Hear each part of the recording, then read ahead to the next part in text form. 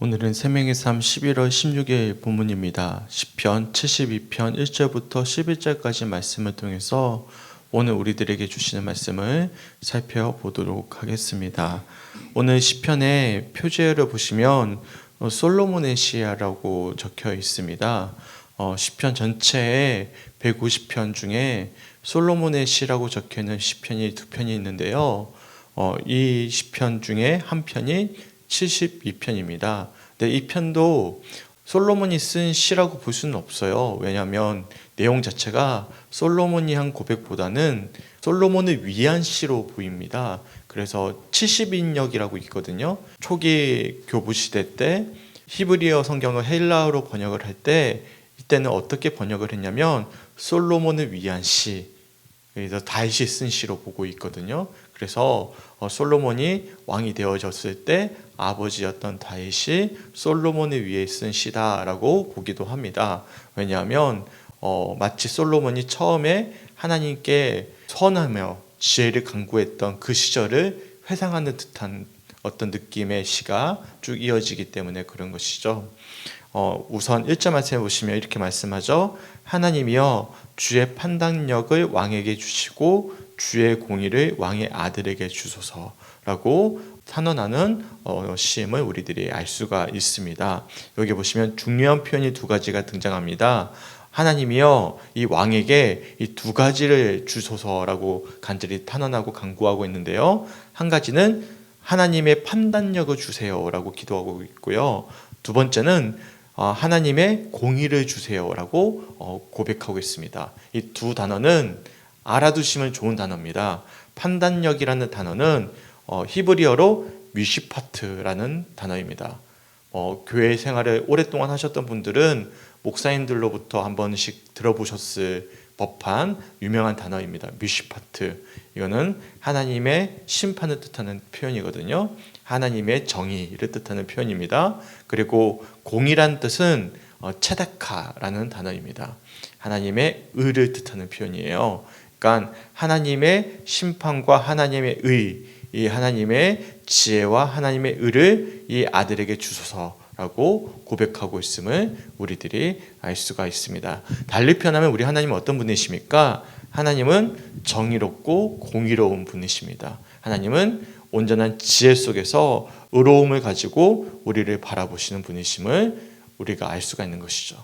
그래서 하나님은 좌로나 우로나 치우치지 아니하시고 가장 선하고 가장 공의롭게 판단하시고 재판하시는 분이심을 우리들이 미시파트, 체다카라는 이 두 가지 단어를 통해서 우리들이 알 수가 있습니다. 그런 하나님의 공의와 정의, 미시파트와 체다카를 이 아들에게 주소서라고 고백하면서 이 시가 시작되어짐을 우리들이 알 수가 있어요. 그래서 2절 말씀해 보시면 그런 하나님의 공의와 정의, 미시파트와 체다카를 받은 이 하나님의 자녀가, 이 왕이 주의 백성을 공의로 재판하고 주의 가난한 자를 정의로 재판한다 라고 고백하고 있습니다. 여기 보시면 특별히 주의 백성을 공의로 재판하면서 누구를 지명하고 있습니까? 주의 가난한 자를 정의로 재판해야 된다라고 고백하고 있습니다. 우리 하나님은 특별히 많은 이들을 다 공평하게 바라보시는 분이시지만 그 중에서도 특별히 주목하고 계시는 분이 계십니다. 분류가 있습니다. 바로 가난한 자들입니다. 왜 그럴까요? 가난한 자들은 특별한 보호가 필요하기 때문에 그렇죠. 이 세상은 불공평하거든요. 왜냐하면 죄로 인하여 하나님의 공평이 깨어졌기 때문에 그렇습니다.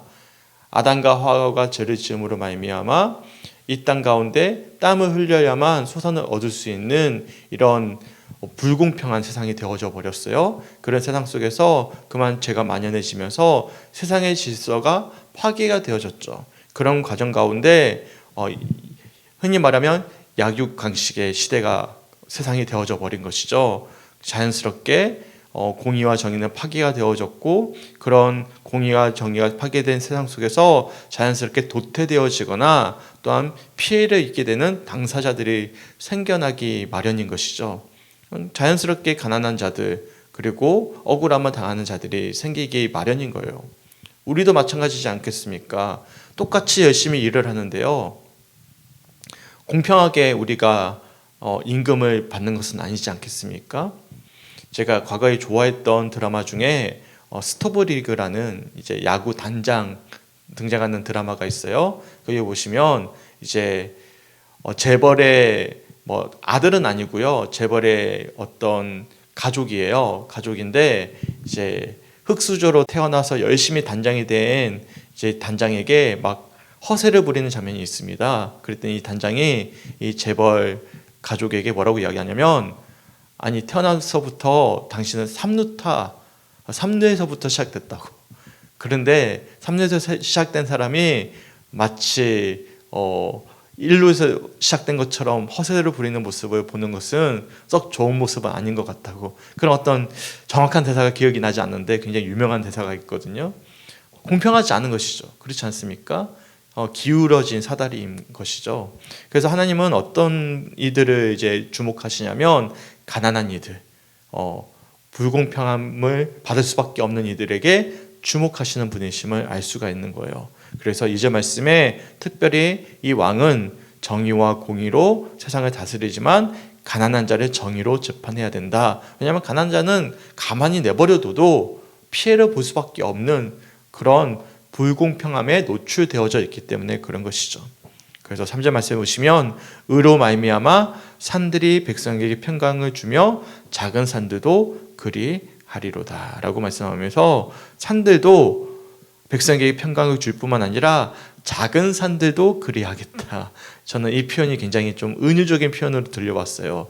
산들은 당연히 의롭고 공의롭게 왕이 다스리면 평강을 얻겠죠. 하지만 작은 산들도 그리할 것이다 라는 이 표현이 2절 말씀에 가난한 자를 정의로 재판한다라는 말씀과 이어지는 은유적인 표현으로 들려왔습니다. 특별히 4절 말씀 보십시오. 4절 말씀 보시면 그가 가난한 백성의 억울함을 풀어주며 궁핍한 자의 자손을 구원하며 압박한 자를 꺾으리로다 라고 고백하면서 가난한 자의 백성의 억울함을 풀어주고 궁핍한 자의 자손을 구원하고 압박한 자의 자를 꺾으리로다. 그러니까 다 어디에 주목을 하고 있는 거예요? 정의롭고 공의로운 왕들은 가난하고 궁핍하고 압박을 받고 있는 자들에게 관심을 가지는 공의와 정의로운 재판과 또한 통치로서 나라를 다스리는 자임을 우리들이 말씀을 통해서 살펴볼 수가 있는 것입니다. 저는 이 말씀을 살펴보면서 누가 떠올렸냐면 예수님이 떠올랐습니다. 예수님이 공생애를 시작하시면서 누가복음 4장 18절과 19절에 어떻게 선포하시며 공생애를 시작하셨습니까? 복음서마다 조금씩 관점이 다르고 그러다 보니까 공생애 첫 시작의 모습이 다르지만 누가복음은 특별히 서민들을 향한, 특별히 가난한 자들을 위한 복음서이기도 하거든요. 그래서 누가복음 4장 18절과 19절을 보시면 예수님이 이사야 말씀을 인용하셔서 이렇게 선포가 되어집니다. 주의 성령이 내게 임하셨으니 이는 가난한 자에게 복음을 전하게 하시려고 내게 기름을 부으시고 나를 보내사 포로된 자에게 자유를, 눈먼 자에게 다시 보게 함을 전파하며 눌린 자를 자유롭게 하고 주의 은혜의 해를 전파하게 하려 하심이라 하였더라. 이 말씀하고 어떤 말씀이 거의 엇비슷하죠? 오늘 본문 4절 말씀이 거의 엇비슷한 거예요. 그래서 1절부터 4절까지의 이 다윗이 원하는 완벽한 하나님의 정의와 공의, 미시파트와 체다카를 이루는 이 왕의 모습이 어디에서 성취가 되어지냐면 사실 솔로몬은 그렇지가 않았어요. 솔로몬은 공의롭고 정의로운 왕이 아니었어요. 하나님이 지혜를 주셨는데도 불구하고 그 지혜를 결국에는 누구를 위해서 사용했습니까? 자기 자신의 부귀 영화를 위해서 사용한 왕이었습니다. 그러니까 그가 죽고 나서 어떻게 됐어요? 나라가 완전히 분리가 됐잖아요. 백성들을 착취하고 그렇게 억압하면서 나라를 다스렸기 때문에 그 아들 르호보암이 왕이 되어졌을 때 어떻게 됐죠? 그 노역을 감당할 수가 없어서 노역을 덜어달라고 했을 때 아들이 아빠 닮아가지고 더 많은 노역을 감당하게 함으로 말미암아 나라가 분리되지 않았습니까?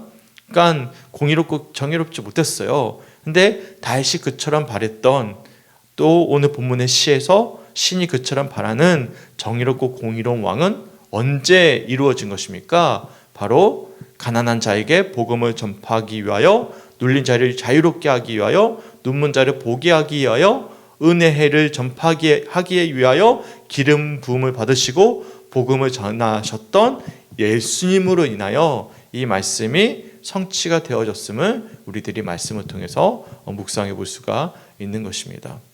제가 이것을 조금 달리 표현해 볼까요? 이 세상의 정치는 저는 답이 없다고 생각합니다. 네, 그렇지 않습니까? 조금 민감한 문제죠. 네, 그러면 또 제가 또 오해를 받기 마련인데요.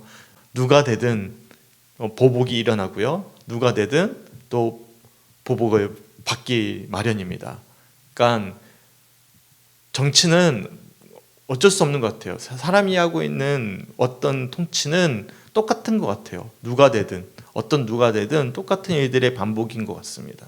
사람이 다스리는 통치에는요, 결국엔 한계가 분명히 뚜렷하다라는 것이죠. 그래서 저는 이제 정치보다는 우리가 관심을 가져야 될 것은 어떤 마음으로 세상을 바라봐야 되느냐라는 것이죠. 바로 예수의 마음이라고 생각합니다. 특별히 그리스도인들은요, 너무 안타까운 것은 너무 많은 이데올로기에 젖어 있습니다. 왜 그런지 모르겠어요. 세상 사람보다 더 정치의 이데올로기에 젖어들어 있는 어떤 분류가 기독교인들인 것 같아요. 난 이유를 잘 모르겠는데 이게 저는 어떻게 묵상이 되냐면 사탄의 장난질이라고 생각을 하거든요. 왜냐하면 이데올로기는 복음이 아니거든요. 우파도 좌파도 이데올로기는 복음이 될 수가 없거든요. 저는 우파 목사도 아니고 좌파 목사도 아니에요. 저에게 물어보지 마십시오.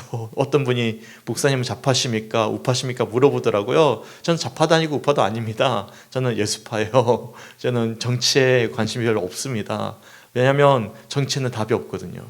그러니까 제가 가져야 되는 목회자의 심정은 정치에 관심을 가져야 될 것이 아니라 정치에서 소외된 자들, 정치에서 외면받은 자들, 정말로 가난한 이들, 정말로 하나님의 시선으로 바라봐야 되는 이들을 바라보는 것이야말로 목회자가 가져야 되는 심정이라고 생각을 해요. 또한 기독교인들이 가져야 되는 시선이라고 생각을 합니다. 선교사들이 정치에 연루가 되었습니까? 그런 분들도 계셨습니다. 한국 사회에 들어왔던 선교사들이 완벽하지 않았어요. 제가 가지고 있는 서재에 가시면 선교사 기록들이 있거든요. 보면 선교사들만의 무리가 이루어져 가지고 화려한 저택에서 자신들이 선교비를 받아 가지고 왕과 결탁이 되어져서 호락을 누렸던 분들도 계셨어요. 그런데 언더우드나 아펜젤러 같은 정말로 서서편 같은 정말로 서민들의 삶에 들어가서 하대 같은 정말로 그런 훌륭했던 선교사들이 있었기 때문에 복음이 전파가 되어졌던 것이죠. 근데 이데올로기에 젖어들었던 또한 정치 세력과 결탁이 되어졌던 선교사들은 그렇지가 않았다라는 것입니다. 우리나라 선교사역의 어떤 역사도 마찬가지였어요. 지금도 마찬가지입니다. 우리 동기나 후배들 중에 이제 필리핀이나 특히 필리핀이 그렇게 심하대요. 다른 지역보다도 필리핀이 선교사들이 그렇게 많이 들어가 있는데 선교사 세계가 마치 한국 교회랑 똑같대요. 그래가지고 필리핀 어떤 권력과 이미 결탁이 되어져 가지고 또한 한국 사회에서 많은 어떤 선교비가 들어가면서 호의호식을 누리면서 그것을 다 누리고 살아가는 그런 선교사가 있는 반면에 정말로 오지에 가서 이름도 없이 빛도 없이 감당하고 있는 선교사들이 있다라는 말이죠. 근데 우리는 어디에 속해 있어야 되겠습니까? 바로 하나님의 정의와 공의를 우리가 기억한다면 우리가 정말로 가난하고 어려운 이들을 바라보면서 감당하는 사역들을 온전히 이뤄갈 수 있는 우리 성주교회 성도들이 되었으면 좋겠어요. 그래서 우리 교회에서 섬기고 있는 선교사님들이 참 귀한 것 같아요. 보시면 다들 정말로 우리 최성호 선교사님을 비롯해서 다들 어떤 사역을 감당하고 계십니까? 정말로 학교 사역을 하고 계시고 학원 사역을 하고 계시고 정말로 거기서 살아내면서 복음을 전하고 계시고 정말로 이름도 없이 빛도 없이 감당하고 계시는 분들을 바라볼 때면 참 귀한 것 같습니다. 소망하기는 우리 성주교회 성도님들은 정치라는 이데올로기로 우리가 복음을 바라보는 것이 아니라 정말로 미시파트와 체다카의 정의와 공의의 시선으로 가난한 자들을 예수님의 마음으로 바라볼 수 있는 그런 하나님의 마음, 특별히 예수님의 마음을 지닐 수 있는 우리 성주교회 성도들이 되시길 주님의 이름으로 간절히 축원합니다. 아멘. 이처럼 1절부터 4절까지 말씀을 보시면 공의로 다스리는 왕이 될 것을 소망하는 이 신의 고백이 결국에는 누구를 통해서 이루어지냐면 우리 예수님으로 인하여 이루어지고 있음을 우리들이 말씀을 통해서 묵상해 볼 수가 있는 것입니다. 그래서 5절 말씀해 보시면 그들이 해가 있을 동안에도 주를 두려워하며 달이 있을 동안에도 대대로 그리하리로다 라고 고백을 하고 있습니다. 해가 있고 달이 있을 동안에도 대대로 그리한다라는 것은 언제든지 왕의 그 권위 아래, 그 통치 아래 놓여 있을 것이다. 그렇기 때문에 그들이 두려워한다. 이 두려워한다는 뜻이 경외한다는 것이거든요. 온전히 왕을 경외할 것이다 라고 노래하고 있음을 우리들이 알 수 있어요. 그렇게 주를 경외하는 자들, 이 왕을 온전히 경외하는 자들에게는 6절과 7절 말씀처럼 피조물들에게 놀라운 축복이 풍성히 내릴 것이다. 마치 뱀풀에 내리는 비같이 땅을 적시는 소나비같이 내릴 것이고 의인이 그날에 흥왕하여 평강이 풍성함이 달이 닿을 때까지 이를 것이다 라고 고백하고 있음을 말씀을 통해서 묵상해 볼 수가 있는 것입니다. 그러니까 이렇게 정의롭고 공의로운 왕이 세워질 때면 우리가 하나님을 온전히 경외하게 될 것이고 하나님의 놀라운 축복과 은혜가 모든 이들에게 공평하게 마치 빛처럼 내릴 것임을 고백하는 시임을 우리들이 알 수가 있어요. 그럴 때 온 우주를 이 왕이 다스릴 것임을 말씀하고 있음을 우리들이 8절부터 11절까지 말씀을 통해서 묵상해 볼 수가 있습니다. 자, 8절부터 11절까지 말씀을 읽어드릴게요. 그가 바다에서부터 바다까지와 강에서부터 땅끝까지 다스리리니 광야에 사는 자는 그 앞에 굽히며 그의 원수들은 티끌을 핥을 것이며 다시스와 섬의 왕들이 조공을 바치며 스바와 시바 왕들이 예물을 드리리로다. 모든 왕이 그의 앞에 부복하며 모든 민족이 다 그를 섬기리로다 라고 고백하고 있죠. 강에서부터 땅끝까지 모든 이들이 왕 앞에 굽힐 것이다 라고 고백하고 있죠. 원수들은 티끌을 핥을 것이다. 그리고 다시스는 지중해 서쪽 끝이거든요. 스바와 시바는 아프리카의 남쪽 끝이에요. 그러니까 당시로서는 전 세계라고 보시면 됩니다. 이 모든 왕이 부복한다. 솔로몬 때는 이런 일들이 벌어지지 않았죠. 이 말씀은 결국에는 예수 그리스도를 예표하는 또 다른 시편임을 우리들이 묵상해 볼 수가 있는 것입니다. 이처럼 우리가 소망해야 될 것은 저는 이 시편을 보면서 결국에는 솔로몬은 이렇게 고백을 했고 솔로몬이 아니라 다윗이 솔로몬이 왕이 되어졌을 때 소망했던 시라고 하더라도 이런 왕이 될 수가 없었어요. 온전한 미시파트와 채타카를 이룬 왕이 되지가 못했습니다. 심지어 하나님께 지혜를 받은 왕이었음에도 불구하고 그러지 못했다라는 것이죠. 솔로몬조차도 그랬는데 지금 이 시대를 살아내는 왕들은 어떠하겠습니까? 정치인들은 어떠하겠습니까? 똑같죠.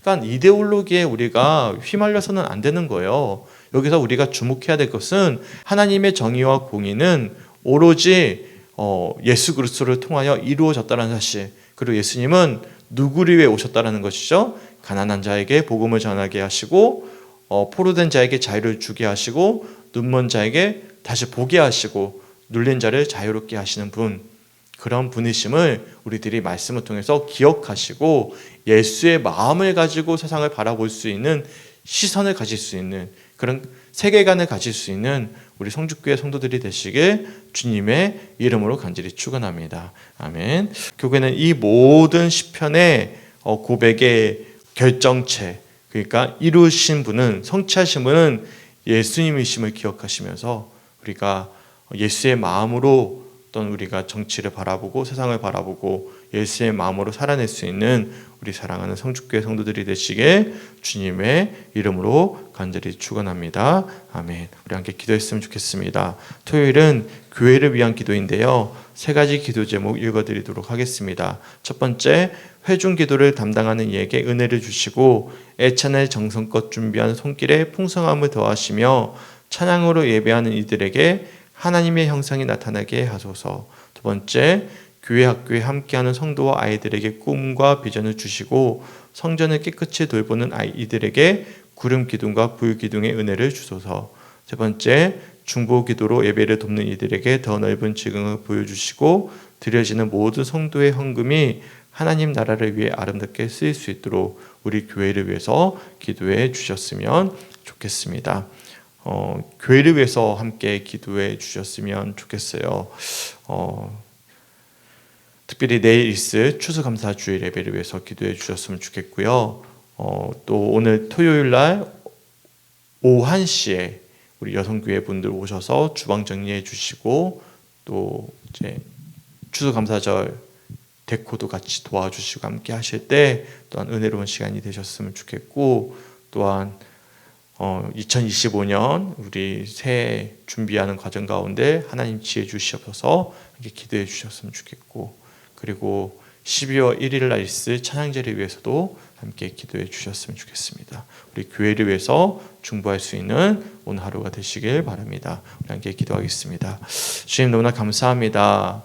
부담스러운 시편입니다. 하지만 하나님, 아버지의 마음으로 오늘 말씀을 보게 하시고 이 모든 아버지의 차다카 미시파트 하나님의 공의와 정의를 이루은 분은 세상의 왕이 아니라 결국에는 예수님이심을 우리가 기억할 때면 우리가 소망을 가져야 될 것은 어떠한 환경과 문화 속에서 습득되어진 이데올로기가 아니라 바로 예수님의 마음을 가지고 바라보는 것임을 기억할 수 있고, 또한 그렇게 세상을 바라볼 수 있는 우리 모든 성주교회 성도들의 시선과 삶이 될 수 있도록 인도하여 주시옵소서. 오늘 시편을 통해서 예수님이 어떻게 이 모든 말씀을 성취하셨고 또한 이루셨음을 우리가 기억하면서 또한 우리 역시 예수의 제자된 삶을 살아내는 우리 성주교회 성도들이 될 수 있도록 그런 시선으로 가장 가난하고 억압되고 눌린 자들을 우리가 긍휼히 여기며 공감하며 바라보는 그런 마음으로 아버지 세상을 바라볼 수 있는